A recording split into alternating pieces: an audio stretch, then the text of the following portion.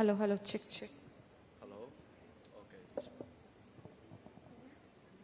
Hi. Yeah, it works. Hello, hello, check, check, check, check. Yeah, on the behalf of AITT and GIBF, it's my heartwarming pleasure to welcome His Excellency Mr. Keen Shi, Councillor General, People Republic of China in Mumbai, India. So can we have a big round of applause, everyone, first of all? Thank you so much. Thank you. We have seen that how China is growing and seeing the development of such a great country. We will definitely want to ask the trade opportunities, what we can move for it in the future. So, my first question to you is that China is a global manufacturing and sourcing hub. Where do you see opportunities for SMEs from Vidarbha region, India, to plug into Chinese supply chains? Over to you. Okay, good afternoon to everybody. I'm so honored to attend this very big and a very fantastic event.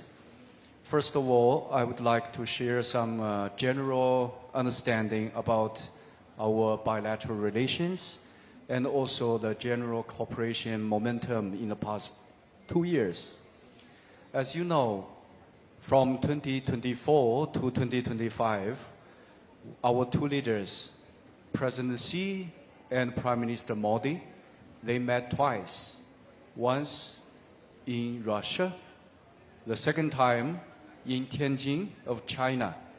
So when we met, we have a lot of common understandings about the world, and we have some common tasks and common challenges we faced. So our leaders, with their wisdom, they have guided us, they have chartered the future development for China-India cooperation. I think in the near future, China, India, among the BRICS countries, by the way, this year, India will be hosting the BRICS summit. So that is a very, very big opportunity for China, India to deepen understanding, deepen cooperation, and strengthen our bond in various fields. So that is a very general background. Secondly, I think for our two countries, India and China, we have a lot of commonalities than differences. You can see India and China, we have been developing for thousands of years. Our cultures are deeply intertwined. If you travel, I know many friends here have traveled to China not only once, maybe several times. When you travel to China, you find the food are very diverse, similar to India. We have also our cultural diversity, and also especially the Buddhism. When Buddhism came into China, it was spread so widely. So today, wherever you go, from the north to south, west to east, almost every province, you find the trace. The statues, the Buddhist followers, the kind of practice of yoga, and vice versa. In past years, we saw a lot of Chinese students studying in India, not only for culture, for movie, for arts, but also we have a lot of new potentials. For example, like how we can cooperate better in the heritage, like how can we make our culture meeting new demands, how we can put our hands together in the AI industry, how can our technical firms combine and do things together. So you can see when we move to in the modern society, we have a lot of common challenges to solve, and we have a lot of wisdom to share with each other. So I think by our common understanding, our common duty and responsibility, especially in BRICS and the Shanghai Cooperation Organization, we can definitely strengthen our cooperation and coordination. And when it comes to this area, this region, I think, again, it's a very attractive place to come. Firstly, when you compare this place with other parts, the advantage is it has the geographical advantage. I mean, it's exactly in the center. So it is regarded as the hub of transport, like the middle China. When we work, I live in middle or central part of China, we feel the same, but we shouldn't be locked by the land. We should have our mind openly. So that is, even in the middle part of the country, we can still maintain openness. We can still have our opening up policy in different ways. So I think with the advantage of agriculture, with manufacturing, with a lot of new ideas, definitely the region is going to prosper. So between China and also Nagpur and the neighborhood, there are a lot of potentials for cooperation. Yeah, very well said about the pointers that he raised about the relation that we shared it with China. Both the countries share common interest in global governance, allowing the collaboration through platforms like BRICS and Shanghai Cooperation Organization. Very well said and very well mentioned. So when we talk about these two countries' relationship, it's really a significant economic opportunities that these two countries have. My next question to you is that Vidarbha companies supply engineering components, packaging material, chemicals, auto parts, and electronics related inputs. Which of these can China source competitively from India? Okay, actually for me, I have been in India for a little more than 5 months, but I have already been here twice. So this is my second time. Last time, I think when I came, I visited some local companies and I visited local joint ventures. With more knowledge about India and also more knowledge about Nagpur, I think there are a lot of fields which we can use to unleash our potential in further cooperation. So for the different links, for different parts or different sectors, actually all of them have the potential to become the growth point between China and India. What decides, actually, I think, is we should aim at high quality growth. For example, when we have the orange here, orange is the kind of name tag or a very famous produce here. We can aim at how we can make the product, the produce organic, for example, and then how we can aim at the high-level market. Like in China, every year in Shanghai, we have the CIIE, that is China Import Expo, International Expo. So on the expo, every year thousands, millions of people travel there buying very good produce and goods. So I think that is the opportunity for Indian growers, like the fruit producers, to try and meet people who have demand for excellent produce. Yeah. This is example. Other examples also suit, like you mentioned, maybe in manufacturing, in the dairies, and also in mining industry and the construction industry. All these, if we have high standard of quality, we aim at green development, we have organic ideals in the product, they will bring us chance. Very well mentioned about the market access for the Indian goods. It's basically all about the pharmaceutical and agri-commodities that you all mentioned over here. India farms have opportunities to export more pharmaceutical and agri-commodities and minerals, with Indian API export already increases in specific sector. And opportunities exist in the software, IT services and entertainment sector. So, my next question is to you that for Indian MSMEs, what quality, testing or audit expectation should they clearly understand before working with Chinese manufacturers? This is a very specific and also a very important question. For me, I think not only Indian companies, small, middle-sized enterprises, but also all the companies in the world, we follow some common practices. For example, when you come into a new market or look for partners, first of all, you do some field research, study, and you do the feasibility analysis, and also you have some legal experts to give you some guidance about how and where and when to do some investment and in what kind of way for the investment. So I think we follow some generals.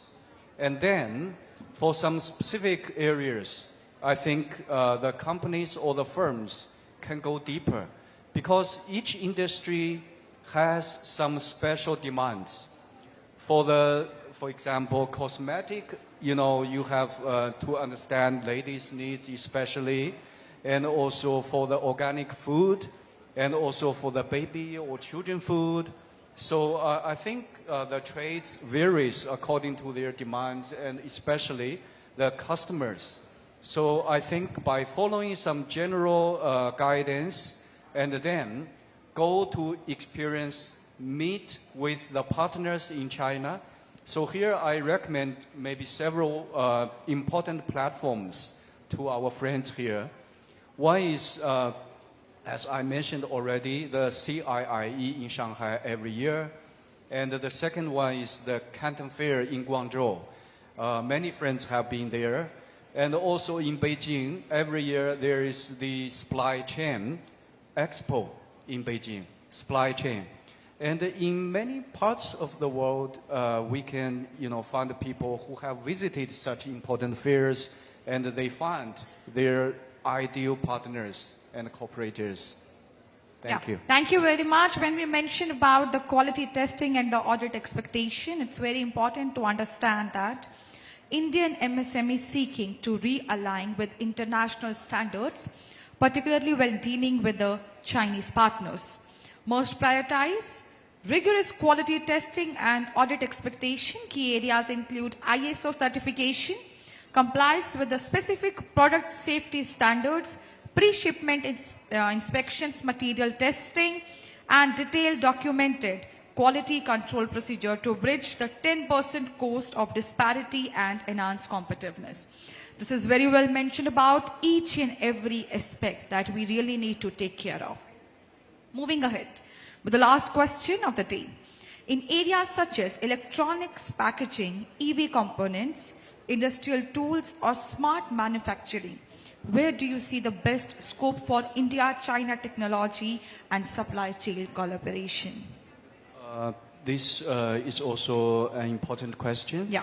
I just mentioned the supply chain expo every year in Beijing. The background is years ago, we faced some common challenges because of the pandemic and also because of the tariff problems imposed on us. So the supply chain expo aims at to provide a lot of resources, a lot of partners, and we aim to pull the professionals together so that people can go and meet and talk about how we can do things in a commercially and also friendly, and also we do based on basically the WTO or the rules, the general rules. Do not violate each other's interest, do not seek your own interest. So we can share our wisdom, we share our technology, we share our management experience, and of course, we can form into partners in supplying materials, raw things, and of course, also the intermediate goods. So I think for several fields you have mentioned, specific ones, I think all of them have potential to be the joint and conjointly even our efforts. If we have the right decision, we have the wise study and the thorough investigation, on the needs, especially for our consumers. For example, now in India, there are a lot of investment. Before the pandemic, there are some companies belonging to the manufacturing, like the Hair Group. They produce the washing machine. They produce also other utilities. I can show you the example of maybe the hair design. Years ago, there's only one turbo or one, set for washing the machine. But many people feel maybe it's a good idea when we have, separate design, because when you have your, like underwear or something, you need to separate, and then it becomes 2 or 3 cylinders. So I think we need to go really in depth to market research and to customer design, and then based on the needs of Indian people, Indian customers, and also Chinese consumers, so we can join hands in pushing forward a lot of innovation in our design. Yeah, very well mentioned about the relation that we shared it with China.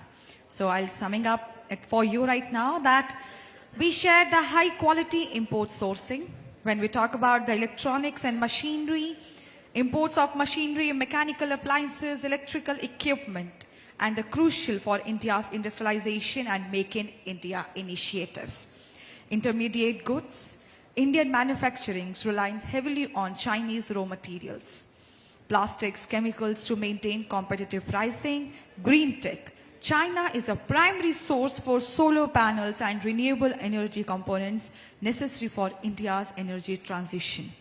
When we talk about the perspective of investment and technology transfer, should not forget that it's a manufacturing hub China is all about. India aims to attract Chinese investments in sectors like smartphones, electric vehicle, and consumer appliances to develop its own manufacturing ecosystem. Startup ecosystem, Chinese ventures capital and technology firm such as Alibaba, Tencent have historically been key investors in Indian unicorns. When we talk about the market access for Indian goods, there will be 2 focus, pharmaceutical and agri-commodities, services and technology. And at last, we should talk about multilateral regional cooperation with China and India.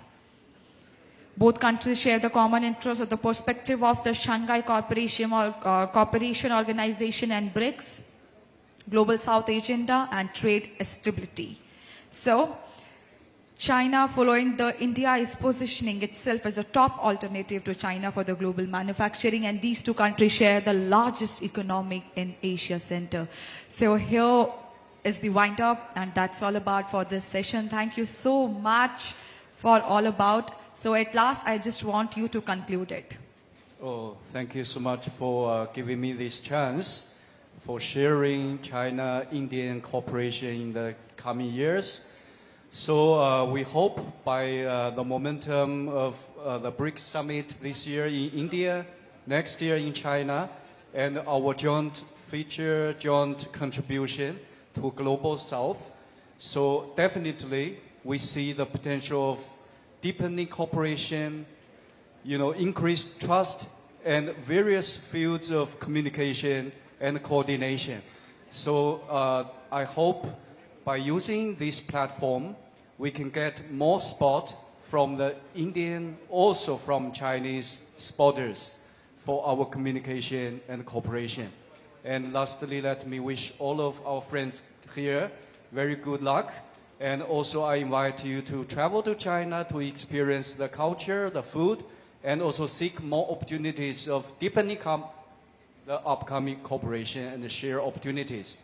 Thank you so much. Yeah, thank you very much. Can we have a big round of applause? I request the team to please kindly come and felicitate our guests. Thank you very much.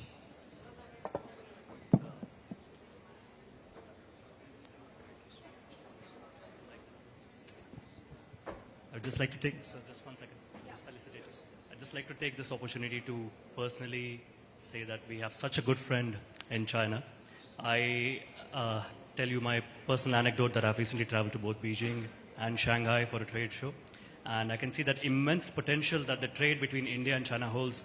And there is a lot of value unlocking which is yet to be done. I see that it's not just about ensuring that there are vendors onboarded from China, but there's also immense opportunity to export our services to China. And both together can become a supreme global powerhouse, not just in Asia, but we can see the impact spanning across the Middle East, the American continents, and Europe and Africa. So thank you very much once again for being here.